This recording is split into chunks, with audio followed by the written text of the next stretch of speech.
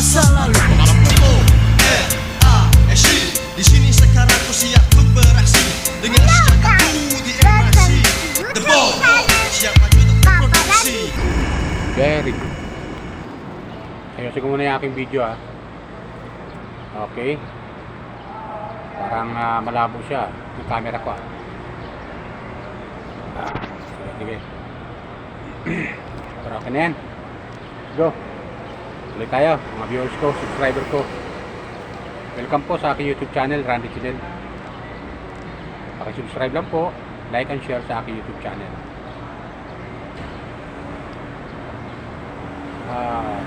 Hayaan nyo munang batiin ko kayo ng magandang umaga, magandang tanghali, magandang gabi sa inyo lahat. Saan man kayo panig na mundo na roon, sana po nasa mabuti kayong talaga at malayo sa karamdaman. Lalong-lalo na yung mga OFW dyan na mga taga-subaybay ng aking mga upload video.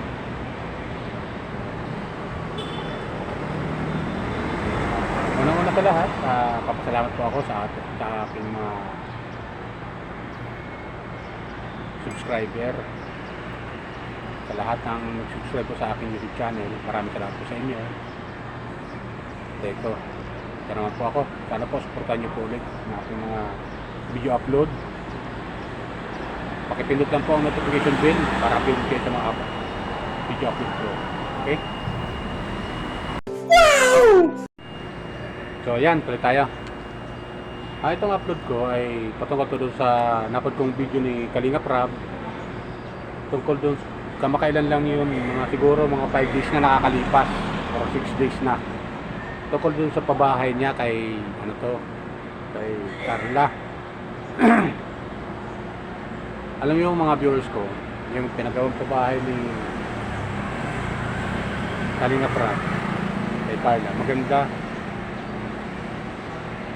at malapit na matapos. Malaki talaga. Malaki. Talagang tama sabi ni Kuya Bal, aabutin nga ng mga 800,000 mahigit. Wow! Bahay doon kay Carla. Maganda talaga, malaki.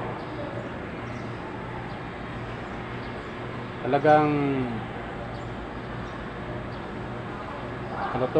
pinagandaan talaga.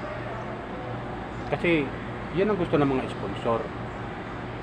At may sariling ang kwarto si Carla. At yun nga, sabi ni Kalinga Prab, lalagyan pang araw ng aircon yun. So maganda, di ba, mga viewers ko? Kakaiba. Kakaiba talaga yung babae na pinagawa niya kay Carla.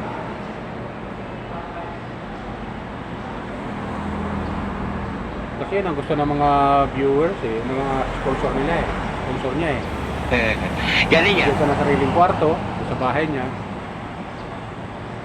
para may pag muni-muni man lang o makatutok sa kanyang pag-aaral. Kung may mga homework, magagawa niya mag-isa kasi mag-isa lang sa kwarto niya. Diba ganun yun mga viewers ko?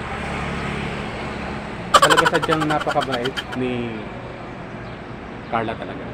Mabait, kaya nagustuhan siya ng mga sponsor niya. Masasabi ko talaga swerte talaga si Jomar kay Carla. Pag naging sila. Kasi bukod sa mabait na, maganda pa at family oriented. Ika nga sabi ni Kalinga Prab. Pangikita mo naman kay Carla mahal talaga niya pamilya niya. So napakaswerte rin ng pamilya ni Carla na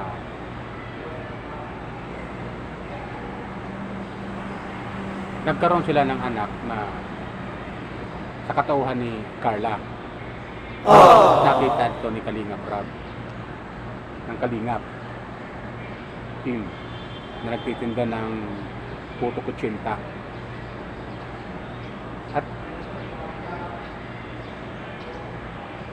kahit pa paano, yung ginagawa niya,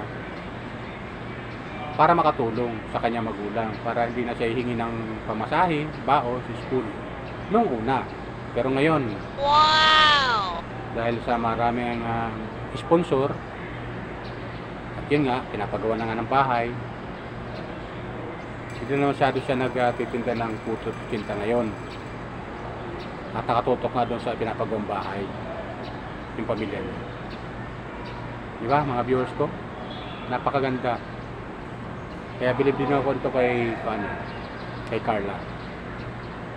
Tapos, yung love team nila ni Jomar, dumadami yung mga tagahanga, mga viewers. At isa na nga ako doon.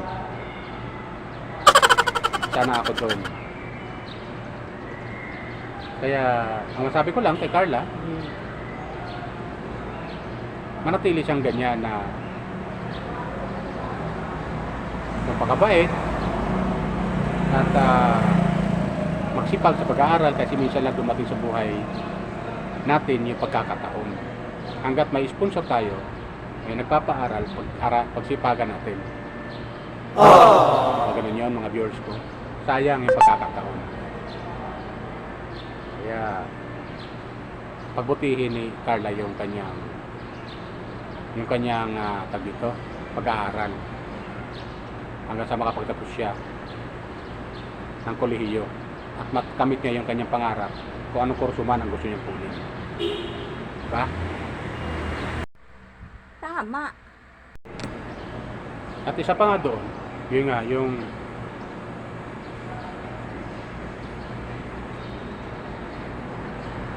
yung kanilang love team ni Jomar, sana manatili. Pagdating ng araw, kung talagang silang dalawa,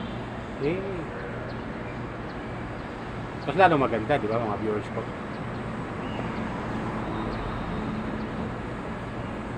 Total,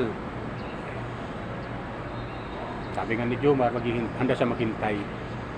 Handa siya maghintay hanggang sa makapagtapos si Carla ng pag-aaral.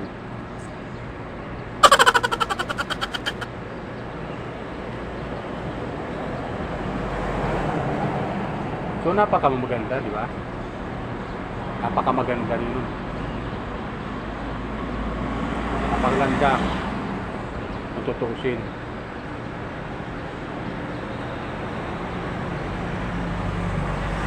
Kasi handa maghintay si Jomar hanggang sa makatapos siya ng pag-aaral. At ganun din sana si Carla. Sana pagbutihin niya dahil handa naman si Jomar maghintay.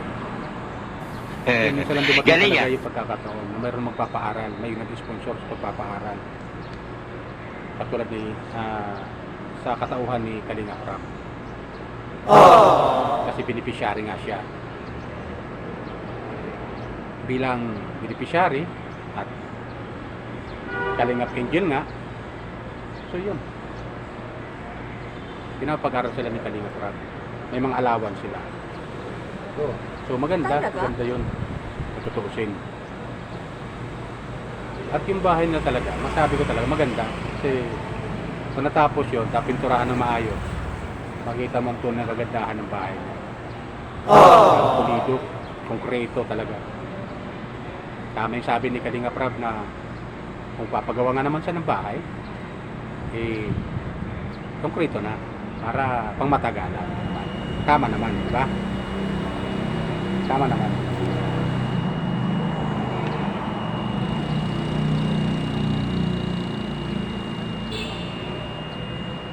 Nakakatuwa lang.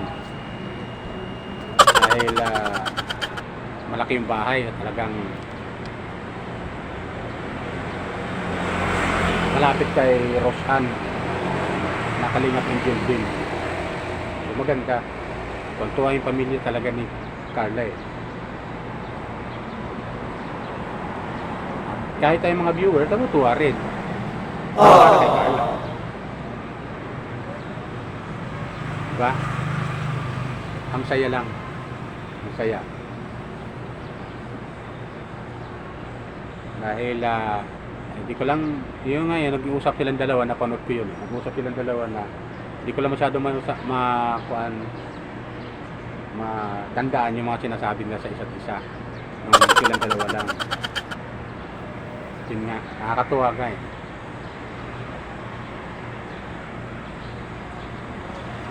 Kasi tinanong siya ni Carla eh.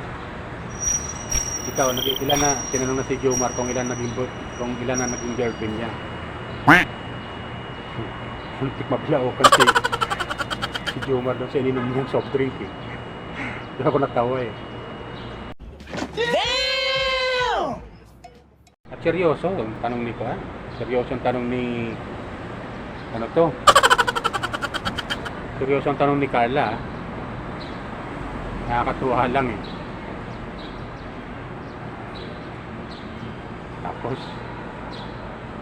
may part pa doon na huwag mo na kasi tanong doon si Jomar na huwag mo na kasi sa akin tanong yan. Ano ba naman yan? Parang gano'n, parang hindi ko masyadong maintindihan kasi, pero parang gano'n nakarinig ko na mga tinatanong mga ganung bagay-bagay, di ba? Tapos tinanong ni Jomar kung nagkaroon ng boyfriend na si Carla. Sinagot siya ni Carla na wala pa. Galing yan. So, pag nagkataon nga naman, first time na si Jomar maging unang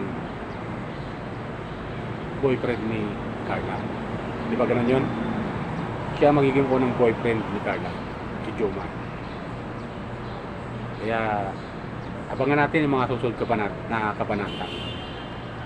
Mga pala mga viewers ko tandaan nyo po, paalala ko lang po ulit. Hindi po ako official na commentator o reactor ng Kalingap. Hindi po ako official. Ito ay, kung ano napapanood ko sa mga upload ni Kalingap Rap, ay nagko-komentaryo ako at nagre-reaction.